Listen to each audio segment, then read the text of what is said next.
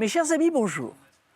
À l'occasion de cette semaine de plénière au Parlement européen à Strasbourg, il m'a semblé important de rappeler ici le travail réalisé par nos élus du Rassemblement national à Paris et à Bruxelles. Notre boussole, vous le savez, c'est l'intérêt de la France et des Français. Notre cap, c'est celui d'un grand mouvement national dont le rôle est d'être aujourd'hui une opposition constructive face aux dérives européennes et nationales qui menacent de déconstruire notre pays, sa défense, sa souveraineté, son identité et même son existence. Nous nous préparons à accéder demain au pouvoir. Forte de cette détermination, nous avons pu empêcher la Macronie, LR, PS et compagnie de rançonner de 40 milliards d'euros d'impôts et de taxes supplémentaires les ménages français et nos entreprises.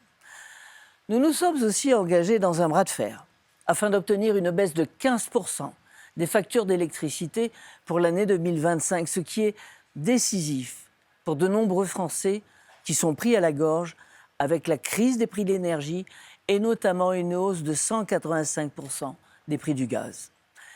Nous avons résisté aussi à la tentative de désindexation des pensions de retraite afin que nos aînés, qui ont cotisé toute leur vie, ne perdent pas de pouvoir d'achat. Nous avons enfin contribué à empêcher les déremboursements sur certains médicaments, alors même que les Français sont de plus en plus nombreux à renoncer à se soigner faute de moyens. Au Parlement européen, avec Jordan Bardella, notre groupe Patriotes pour l'Europe mène aussi un combat quotidien, en imposant un débat sur la crise du secteur automobile européen.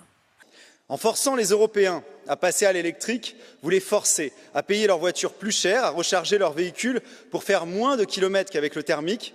En appelant à suspendre le Green Deal, en alertant l'opinion française sur l'accord scandaleux du Mercosur, accord de libre-échange qui sacrifie notre agriculture, notre santé et à terme notre souveraineté alimentaire.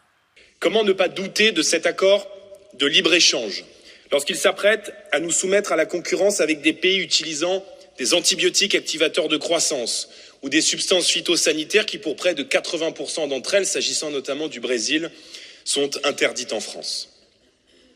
Pour permettre à l'Allemagne d'exporter des Mercedes, vous décidez de sacrifier l'agriculture française. Madame van der Leyen, un paysan français vaut-il moins qu'une berline allemande ? Nous sommes aussi présents pour dénoncer les dérives impérialistes de Mme von der Leyen et des européistes BA de la gauche au LR, en passant par les macronistes, qui n'ont pas pris la mesure du rejet des peuples qui se sont exprimés en juin 2024 pour la défense de leur souveraineté nationale et la préservation de leur identité. Notre groupe Patriotes pour l'Europe est la troisième force politique. Ils ne peuvent plus agir en toute impunité, dans l'entre-soi et surtout contre la volonté des peuples.